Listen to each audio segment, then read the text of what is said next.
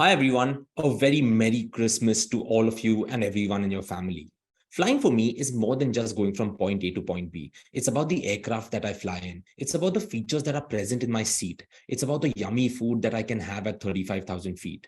All in all, every time I fly, I try to turn it into an experience. So to put it simply, I want to celebrate life when I'm on a flight. And one airline that has consistently set the bar high is Singapore Airlines. I had the incredible opportunity of sitting down with Mark Wood, manager of Western India for Singapore Airlines, on this week's episode of Travel, Explore, Celebrate Life, where we talk about incredible places, interesting travel stories, fun experiences, and basically all things travel. I'm your host, Neil Patil.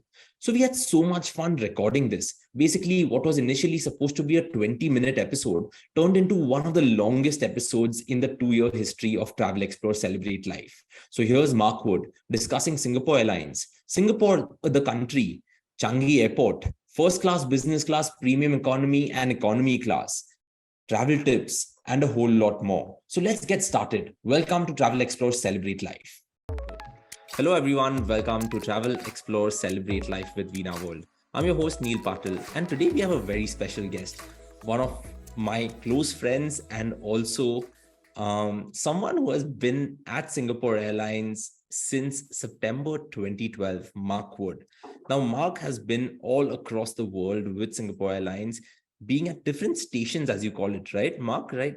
You call them stations and you've been at different stations. So I'll say now you're in India. You've been in India the last 2.5 years. Would that be right? Yes, just coming up to 2.5 years, Neil. Yeah. Awesome. So, Mark, welcome to Travel, Explore, Celebrate Life. You are in Mumbai, and whenever we meet, we discuss a lot of things, which includes the traffic of Mumbai. But today is all about your journey through Singapore Airlines and a whole lot more. So, listeners, Travel, Explore, Celebrate Life is a podcast where we discuss super interesting things. And today's interesting thing is Mark's journey at Singapore Airlines and what really makes Singapore Airlines so special. So, Mark, you've been at Singapore Airlines for a long time. And of course, we'll talk about the airline.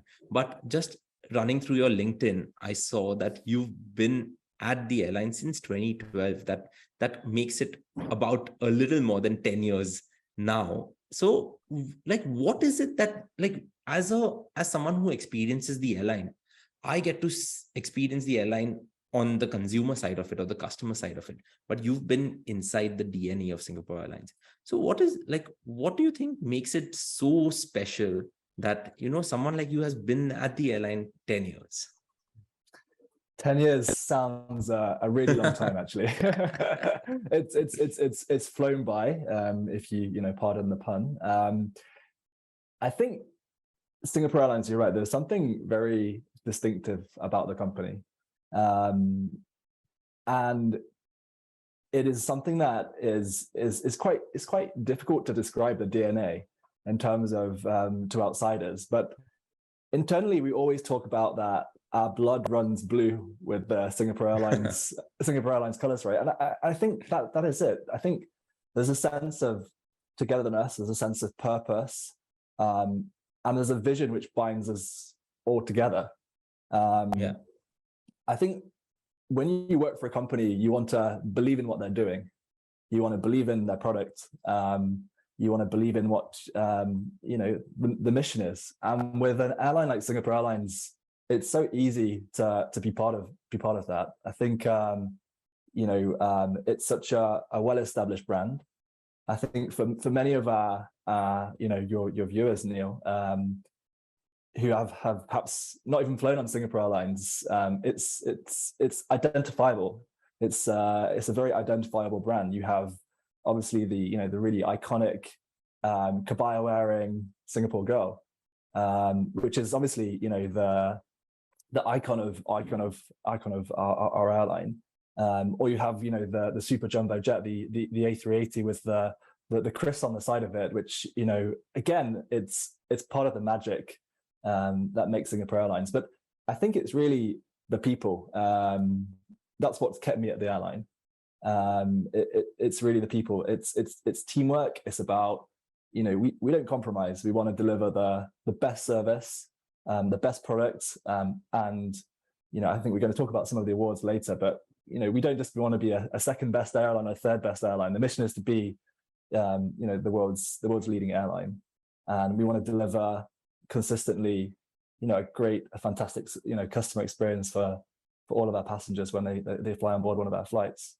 And so, yeah, I think it's a lot of things. I mean, I look in the office today, and there's a lot of people who have much more experience than I do. We've got people who've been here for 30, 35, 40 years. So it's a company that once you start, you don't look back. Yeah. I think something that really stands out from what you have said is that people make an organization. And at Veena World also, we keep talking about how people have made Veena World since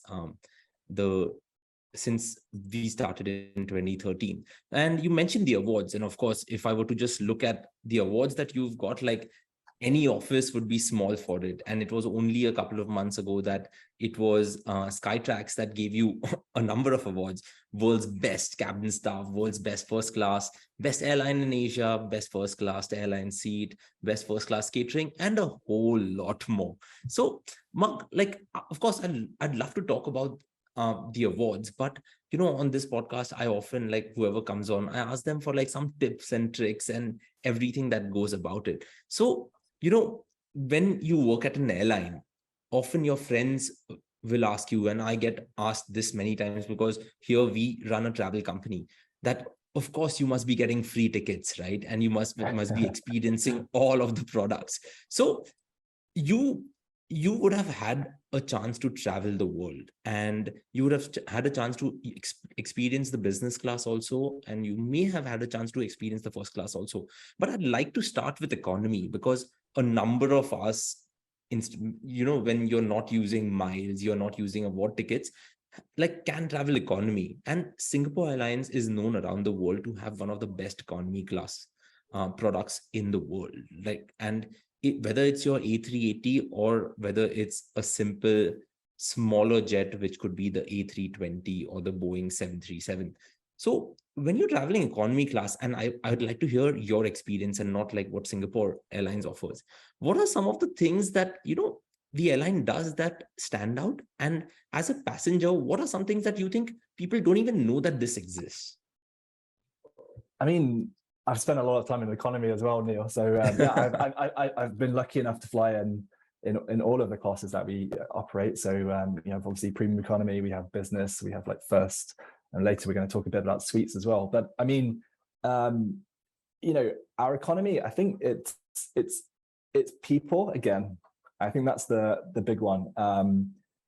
Our cabin crew on board our flights, they receive such a lot of training.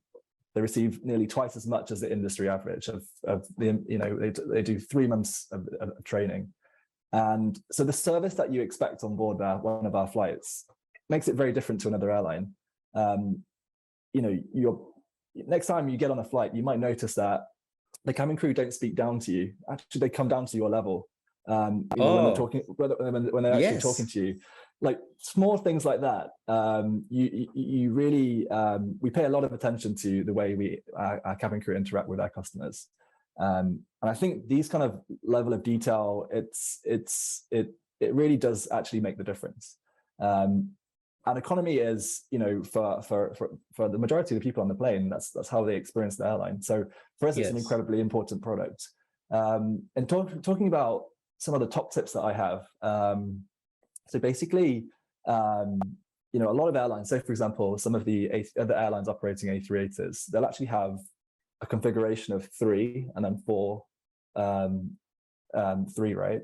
Yes.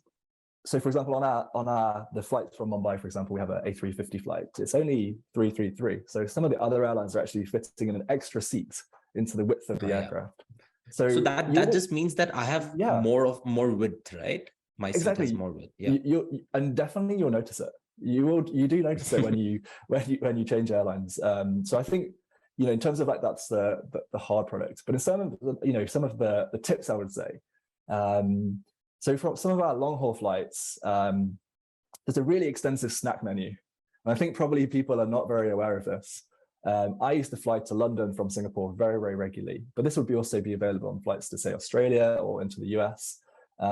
You've got, outside of the normal meals, You've got, you know, you can get sandwiches, you can get chocolate, you can get muffins, biscuits, crisps. So is this kept in some part of the airline that I have to get up and go to? Because I know that when you serve lunch and dinner, they get the trays and like serve you.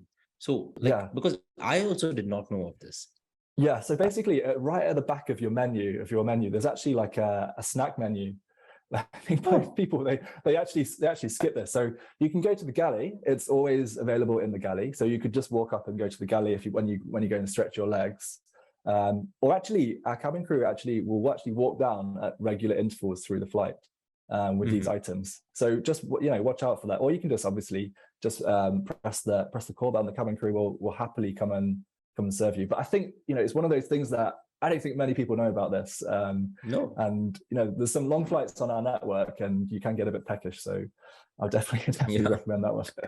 Some really long ones, right? Like the one from New York to Singapore, like JFK Singapore can be as long as 16 or 17 hours. And yeah, absolutely. It often is like, depending on the day and what route you're taking, it can be the longest flight in the world. So, well, of course, that's economy. Moving on, before I come to business or premium economy, I wanted to stop because you mentioned when you're going to the US or Australia or Japan, you end up spending a lot of time at Changi.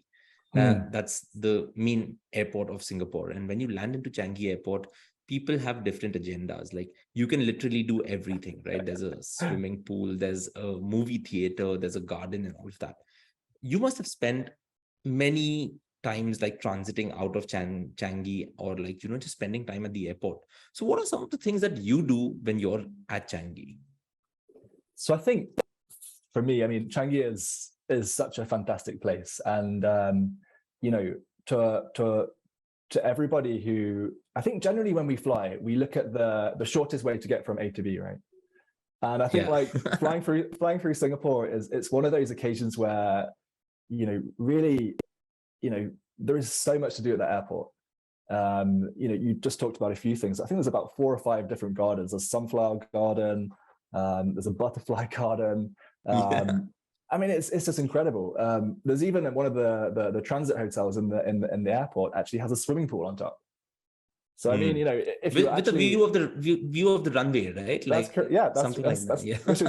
which is remarkable, isn't it? The movie theater, and you know, one of the biggest things about Changi as well is the Jewel. The Jewel is basically it's you need to clear immigration to enter Singapore, but the Jewel is incredible. It's literally, you know, you've got this amazing vortex fountain in the center where they do light shows. Yeah. You've got a sky park. So I think like Changi Airport is one of the places where, you know, really you know, anybody should be looking to maximize your time there.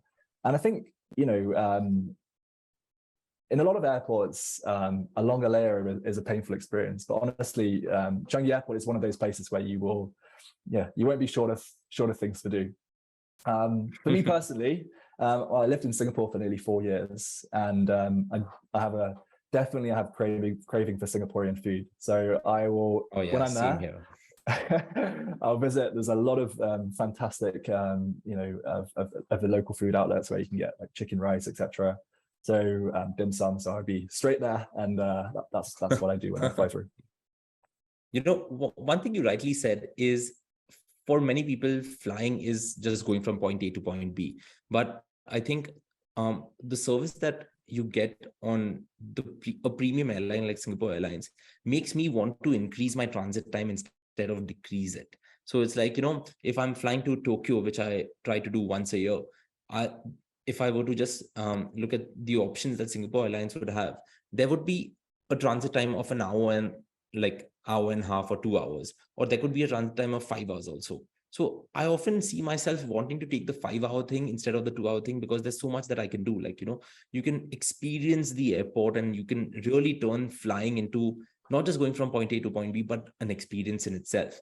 Now, Mark, when we talk about the seat, and of course, we spoke about the economy seat, similar to that, as you go up cabins or classes, the seat pitch starts increasing, a tall person like me, who's often like worried that the person in front of me is just going to recline their seat and my knees are just going to go for a toss, prefers going in premium and then business and everything.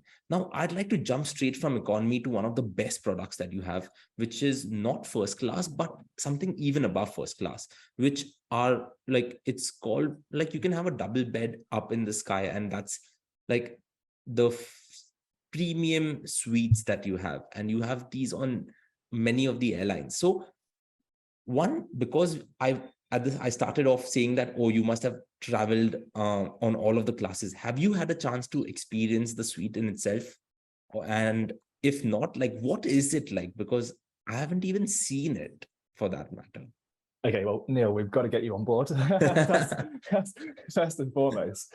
I think the suites is very difficult to describe to somebody who hasn't seen the videos. You don't describe it in terms of seat pitch or the amount of recline. You actually describe it in the number of square feet. It's like a hotel room in the sky. It's 50 square feet. It is a truly epitome of luxury.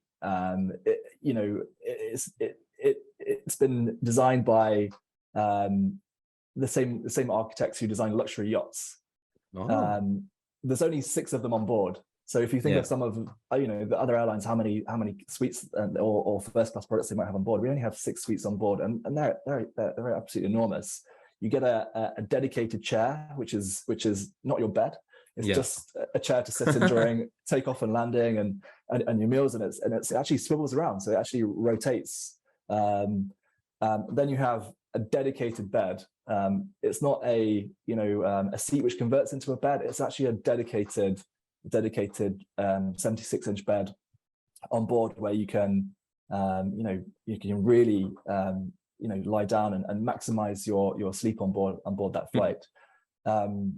It is truly it's dine on demand. You don't have to sort of so there's no one waking you up like, oh, so there's dinner for you.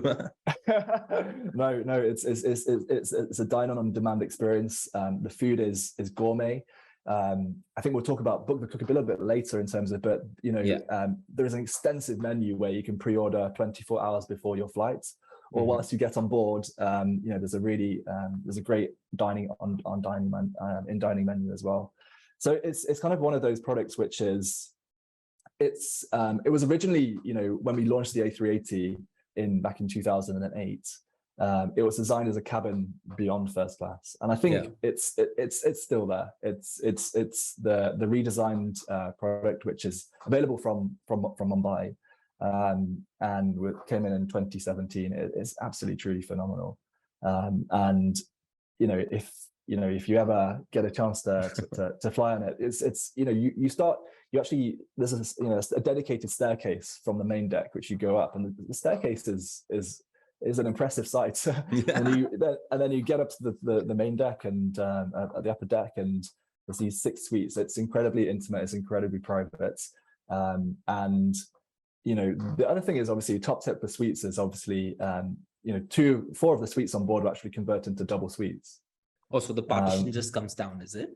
Yeah, correct. So if you're flying with a significant other, they can convert it into a proper double suite, which is 100 square feet, right? That's 100 square feet, which is bigger than some apartments, isn't it? Mark, would you say that is basic? That's as close as it comes to flying in a private jet. Don't you think so? I would say beyond that. If you think about this, the ceiling on a private jet, you can't normally stand up, right, fully. Oh yeah. This one you can completely stand up. The amount of room is insane, and it's just really a basis of the fact that the A380 is such a gigantic aircraft, so we can actually fully maximize the space on board. It's a truly fantastic product, and one, I have to admit, I have not actually had the opportunity to fly on, but it's a great product. Yeah, it's like, every time I go to like a conference or a travel fair, often airlines will have their stall out there and be presenting. And I often like to go to airline stalls and just see if they have like a seat on display, because that really gives you a chance to experience the product. And I had a chance to, in fact, go to Singapore with your colleague Reena and Mm. David. And it was like the launch party of your Boeing 787, the first one that you took Yeah. delivery of. And that was like a super fun thing where they had all of these seats on display. We got to like see the water cannons, welcome the airline and all of that. So that's actually really great. Now, one thing, Mark, I wanted to ask you is that Mm. many travelers don't often know what to look for when they go upgrade themselves. So like Mm. I said, like the seat size or the seat pitch or how much legroom you have tends to go up a notch every time. But that's for a tall person like me. But that's not the only reason to upgrade, right? There are different things that people look for. Someone looks for, oh, the brand of champagne that you get in maybe business or first, or the suites tends to go up. Mm. So as a traveler, what would you look for if you were to upgrade? Like, at least on SQ, what is it that people can look forward to? So I mean, I would say, your customer experience starts from check-in, right? So you arrive at check-in, obviously dedicated counters, it's super quick. You get additional baggage allowance. So 40 kilograms for business class, or if you're going to the US, it'll be 2 pieces. Yeah. So considerably more as well. Then obviously you get the lounge experience. So in Singapore, we have a brand new $50 million flagship lounge in Terminal 3. Oh, And it's really incredible. It's kind of, you've got amazing, it's an absolute gigantic lounge. There's so many different food choices. And for those who are really lucky enough to be flying in suites, we have a first class lounge, but then within the first class lounge, we actually have another lounge called the private room, which is only available for those passengers who are actually flying actually in first class or suites. And that's, you've got, really gourmet food in there, a la carte dining. You have like sleeping pods, so sleeping rooms where you can go to. It's truly like a completely like premium luxury experience. And I think I've flown on a lot of airlines and a lot of lounges across the world, but this is definitely one of those ones which will, for anyone, even if you fly first class very regularly, it's going to be something which makes you sort of stop and think when you enter. Yeah. Well, that's great. You mentioned dining, and dining options on an airline at 35,000 feet can be extreme, right? You can either love it or you can either hate it.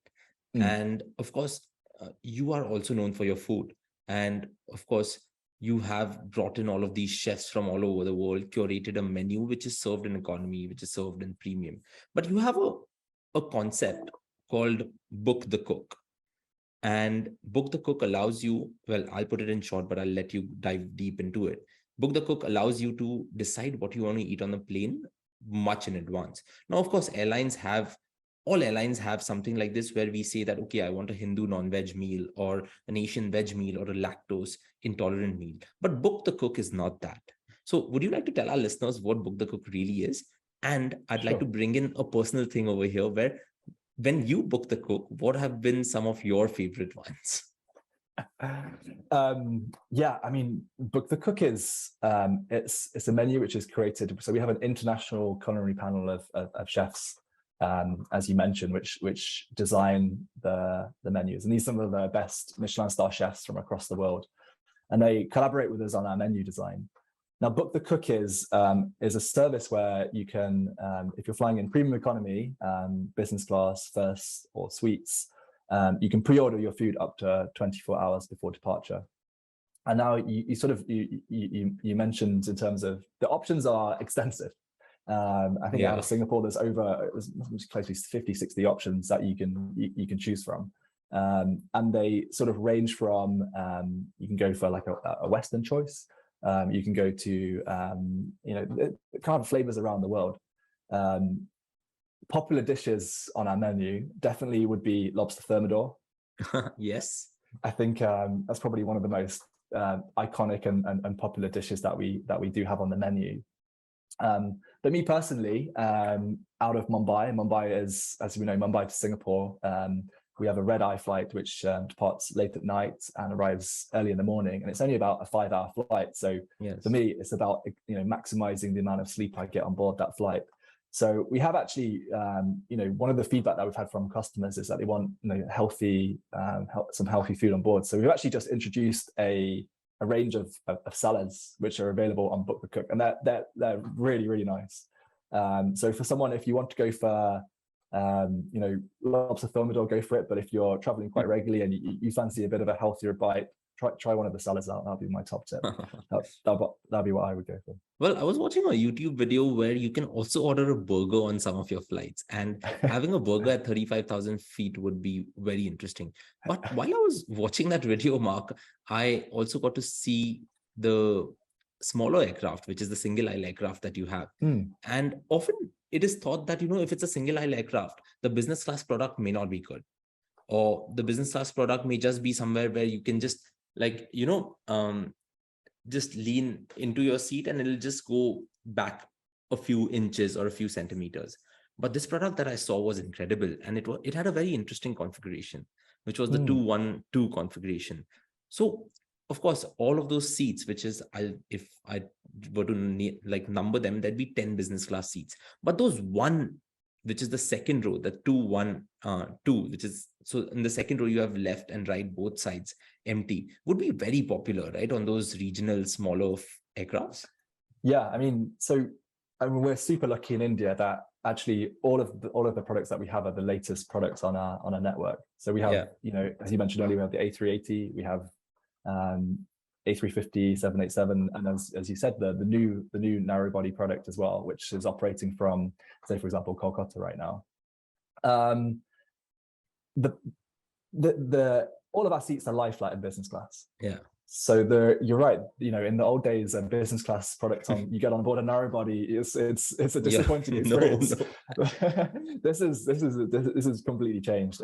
It's a really, really good product, fully lie flat. And as you said, you have these thrones, which are single seats within the cabin, which are incredibly popular. So definitely for those ones, my advice would be, to kind of as soon as you book your seat, make sure you book your ticket, make sure you choose your seat, because those definitely get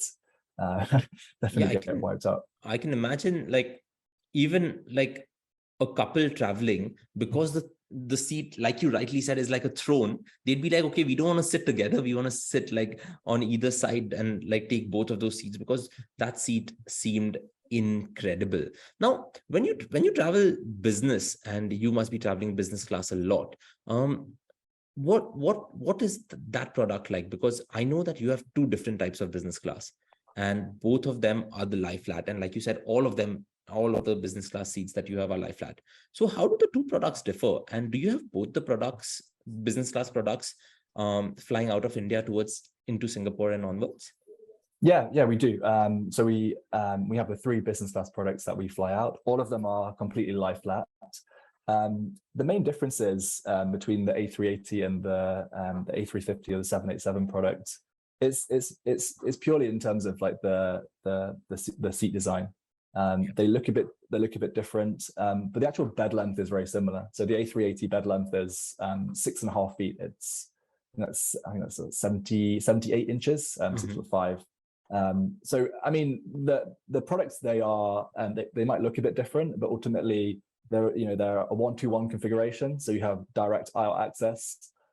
It's the same food that you serve on board. You have a TV, and ultimately it's the amount of sleep that you're going to get on board, because the product they're wide, they're very long lie flat beds. It's really good. A couple of tips though, I would say, I have favorite aisles in business class. So for an A380, I would go with 11, 91, or 96. I tell you the reason why is they're actually a bit wider. So they're basically the bassinet points for the aircraft. So if these seats don't get taken, you can get an amazing really wide, definitely a bit more legroom as well, even. So did you say 11, 91, 96? Yeah, 11, 91, and 96. So 11 is right at the front of the aircraft. Yeah. And then you've got 91 and 96 towards the rear of the business class. So on our A380, all of the business class are upstairs. Yes. So yeah, it's entirely upstairs. You know, the first time I got to experience the A380, the experience of just climbing up the stairs, which we used to get in the 747, but when you'd go up in a 747, the cabin would be very cramped because right. But like in an A380, it's massive. Just that experience of going up the stairs and being like, oh, I'm in a plane and this plane is huge, 2 floors and everything, just like seemed incredible. So like you said, like, you know, these seats, are there any other tips that, you know, you'd like to just throw in here? I mean, in terms of the 380, I would definitely, as a personal preference, I love flying on the 380. It's incredibly quiet. It's also incredibly smooth. It flies very well. And you're right. It's just you look around and there's the sheer amount of space around you. It doesn't really feel like air travel anymore. The A350 and the 787, they're also fantastic products. It's actually a new aircraft. So the A350 and the 787, they're actually new aircraft. So they have, for example, there's a bit of higher humidity levels. The cabin pressure is actually lower, which obviously means that rest and recovery do improve as well. And you're slightly more hydrated. You can taste the food a bit better during the flight. So, I mean, I think it all comes down to personal preference, but I agree with you. A380 is definitely, will always be one of my favorites. Yeah.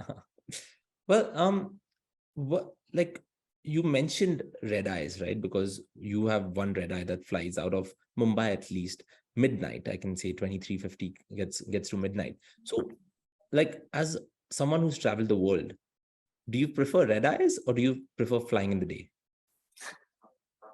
Good question. I think it depends on the duration, and it also depends on what I'm traveling for. In terms of duration, for example, I really like our flight from Mumbai, which leaves at 11:40 in the morning. So we have a morning flight, and you get to spend all day on board this flight. You can really get a chance to sort of enjoy the product, go through the 1,000 movies and shows that we offer on board. You've got more time to enjoy the food and just enjoy the entire experience. But if you're really wanting to get from A to B, the red eye definitely is the preference. But I often think it's a shame, right? You've paid for this great experience, and then you're going to spend 3 or 4 hours on the Mumbai flight asleep, aren't you? So I would say to for those first time travelers, etc., if you want to get a true taste of Singapore Airlines, definitely choose a day flight. Go for that, and then you can actually experience the product for a little longer rather than just going to sleep. Yeah, now that you say it, like I'm flying to Tokyo at the end of February, and I had to book flights for me and my parents, and we just decided to take the noon flight out of Mumbai, or the one that flies around 11 a.m. just because you get all of those 5 hours to experience Chris World, to experience all of the hospitality that you have, and then spend some time at Changi and then take that flight into Tokyo. So you get the entire day to really experience. And because I like just like aviation and airlines in general, I just like understanding any aircraft more and more. So I think I'm just going to have a ball when I travel. No, I think that's the thing. Like, we're both passionate about flying and aviation. So I think for us, definitely, it's not a discomfort being on board an aircraft for a little longer. But one tip for you though, when you do go, we have this like payment wallet called Chris Plus. Yeah. So every time you fly, you obviously earn points, right? Now, I think for most people, these points just sit there. No one really knows what to do with them, right? But using Chris Plus, even if you're flying from, say, for example, economy from India, by the time you reach India, you'd have about 2,100 miles, which is equivalent to 17 Singapore dollars. So about, what's that? 950 rupees, something like that, right? And then you can use that at, hundreds and hundreds of shops in Singapore, and actually even back in India. So I would definitely recommend, next time you fly, That's actually a good point. Sign up for Chris Plus. Yeah.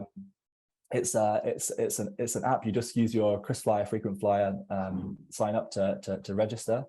It's really seamless. You just transfer your miles, and when you go to a shop, you just show them the app, and it's like it's like using your phone to pay for something in India. It's just exactly the same.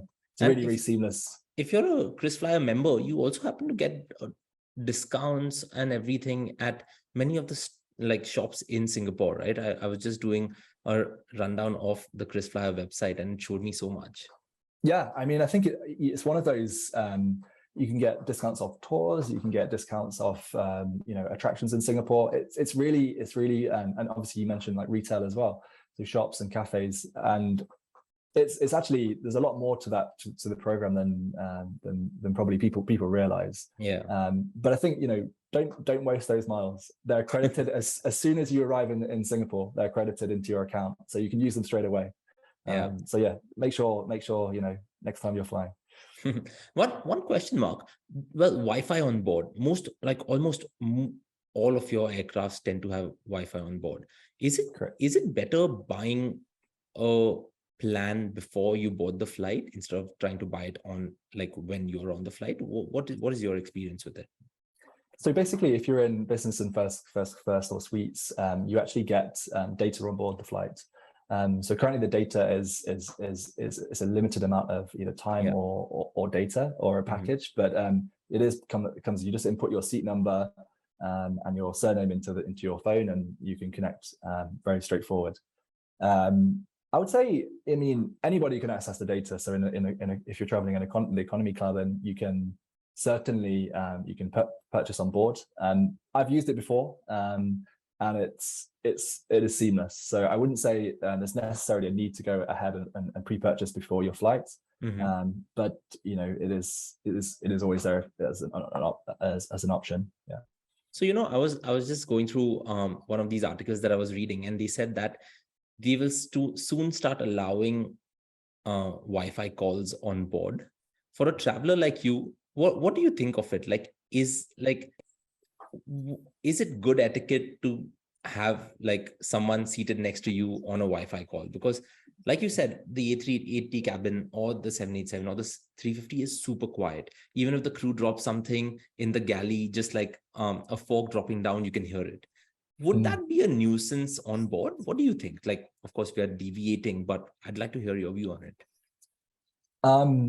One of the best things about flying was the fact that in the past you were completely disconnected, right? Yeah. It was the one time where you have in your life. Everyone is super connected these days, aren't they? And it was the one time where actually you can sort of sit back and relax. So I'm still in the sort of the side of the camp, which is I would prefer voice calls not to be allowed. Yeah. They're not permitted on board our flights. We have a lot of people traveling very frequently, and as you know from some of the overnight flights, the last thing you want is somebody on a call. Yeah, exactly. When you're trying to get into to catch a few hours sleep before you head into Singapore, right? So I'm definitely my personal opinion on this one is I would hate for this to be this to be introduced. I guess we have to see. I know some airlines are considering it right now, but hopefully in terms of this one, it kind of it remains more balanced towards rest and relaxation on board rather than lots of people taking calls, because that could be a very long flight. I can imagine everyone on Zoom calls, right? All around you. That would be very annoying. And well, of course, we've spoken for a long time, Mark, but I'll still pick your brains on a few things.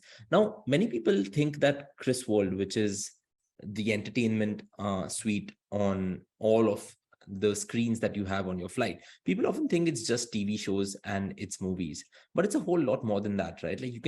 Can you chat between seats and all of those things too, right? It keeps evolving.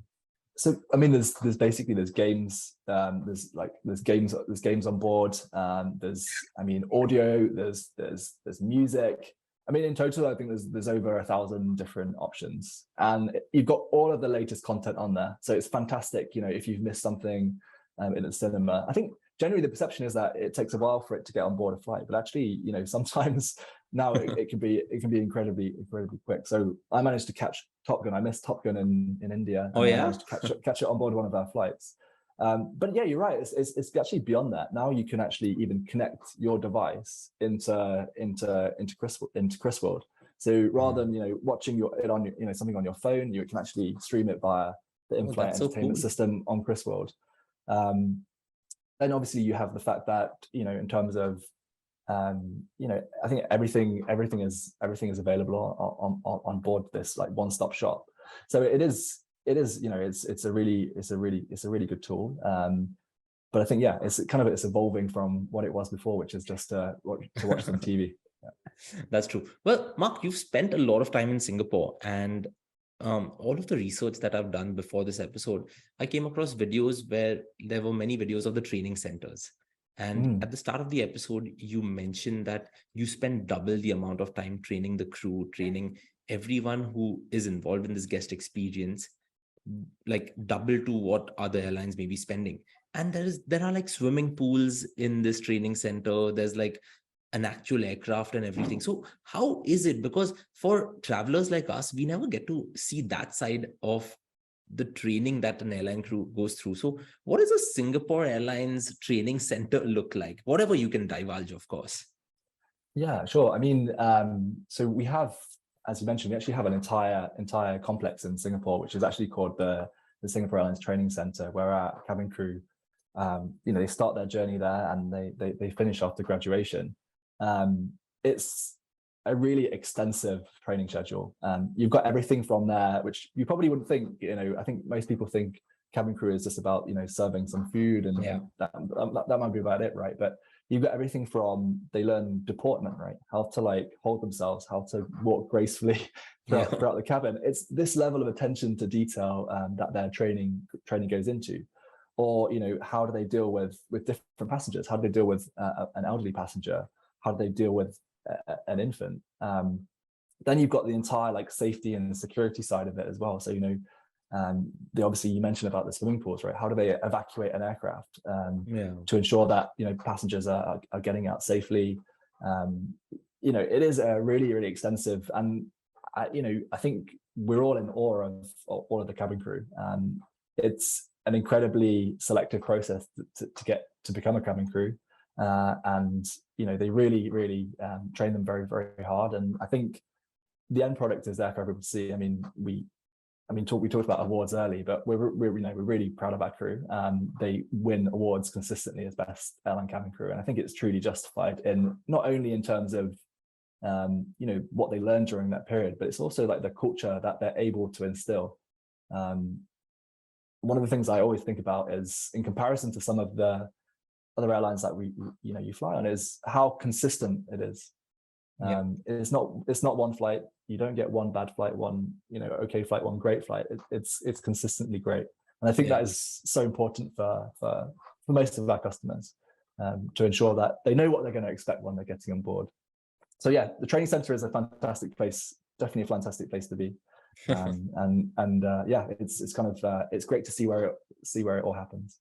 Yeah, it's like we at Veena we hold Singapore Airlines as the benchmark, because like you rightly said, it's not just one flight. And similarly, it's not just one tour. We have 300 tour managers, and it cannot be just one tour manager giving you that experience, right? So there is a consistent product that our guests can experience. And that's why we look up to your airline as a benchmark of the service that we would like to give all our guests. So now, Mark, let's end this episode, because we've been talking for 50 minutes, and because both of us are aviation enthusiasts, like we can go on talking. But I'd like to ask you two things that you've done which you think people should have on their bucket list. It could be something that you've done at 35,000 feet, or something unique, interesting that you had on your bucket list. You've completed it, but people should definitely have on theirs. Wow, that's a very good question, Neil. I think for me, I think there's two things. So I fly a lot, and I have a pilot's license. So nice. I would aviation is one of those things where what happens between that locked door at the front of the aircraft, it's kind of like a black box, isn't it? It's like no one really knows what happens. And it's something that I would recommend to anybody who flies regularly. You can go and take a flying lesson. And I can completely say that it will change your experience of every next flight that you go on. Oh, yeah? Just the ability to understand what's happening. Flying is one of those experiences which is truly magical. It is really magical, and it will change your perspective next time you fly. So do you fly a Cessna or something? Do you fly a Cessna? Yeah, I fly like a few different smaller aircraft, so like a Cessna, yeah. But it's definitely changes your perspective next time you get on board one of our flights or someone else's flights. So I definitely recommend that. It's a liberating experience being able to see the world from the air. Wow. And it's incredibly exciting. Yeah. And another one, like this is like setting the bar really high. I think it's more where I would like to go. So I know Veena World have tours everywhere. Yeah. I think one which stands on the list for me is Antarctica. I definitely it's somewhere where I've wanted to go for many years. And it's remote, it's not easy to get to. Yeah. It's definitely I travel a lot, and it's somewhere which has been on my bucket list for about 15 years. So Yeah, I will get there eventually. You should definitely go. I've done that. I did that in 2012 or 2013. I remember you mentioned, and yeah. Man, just take a seasickness bag with you, because the waters do get really choppy. And like that's pretty cool. That's pretty cool. One final question, Mark. Like everyone asks everyone this, but no one has really found a solution. How do you beat jet lag? That is a very good question. So for me, I think there are a few tips that I would have. The first thing is, like, as soon as I get on board the flight, I actually change my watch to the destination time. I think, like, psychologically that starts preparing you. The second thing I do is I have a really extensive sleep routine on board on our flight. I have, for example, I get properly changed. There's no like sleeping in the clothes that I'm wearing. I will try and make it as almost like as natural and comfortable as I can be. I wear like natural wax earplugs, which have got 35 decibels of noise cancellation. Oh, so, wow, pretty good. Yeah, so I mean, it just means that throughout the entire flight, you're comfortable and you're completely locked out from the world. And then I think the other thing is staying hydrated, and then just sleep when you need to sleep. I'm quite, after this amount of time flying and all of my preparation, I'm quite good at sleeping on board flights. So normally when I get to the final destination, I'm ready to go. But I'm not afraid of cat naps. So I don't know about you, Neil, but 30-minute sleep for me, it will keep me powered for the next 2-3 hours. So I'll take a small nap if I'm tired, and then carry on going. Awesome. Well, I think, Mark, this is like, we've done 100 episodes or close to 100 episodes now. This has to be the longest episode, but it's been incredible having you, and I'm sure we'll do a round two. We are setting up a podcasting studio right here at office, so we can do the next one in person. How would you like to end it? Like one message that you would like to leave everyone with about Singapore Airlines, about the service, or whatever you have on your mind. I think try it for yourself. I think that's what I would say. I mean, Neil, you've flown Singapore Airlines, many times, and I know you're a brand advocate, and I think it works really well with Veena World. We really enjoy working with you. I love coming into your office, and obviously not just talking about aviation. I think it's a really nice team at Veena World, and I think that really shows in terms of like how you deal with your customers, and it's such a good brand fit for Singapore Airlines, because it's the values they're shared values there. So I think we really enjoy working with you, and it's been fantastic. Just an hour on a Friday, just being able to talk with you. So it's been great. Awesome. Mark, thanks a lot for coming on to Travel, Explore, Celebrate Life. We'll do more fun things like this in the future too. And listeners and viewers, thank you so much for tuning in. That was Mark Wood from Singapore Airlines, sharing all of his experiences. I'm sure over the last hour, we've ended up with a whole lot of tips and tricks, not only about Singapore Airlines, but just traveling in general. Mark, thanks a lot. And listeners and viewers, thank you so much for tuning in. We'll see you the next time. Bye bye.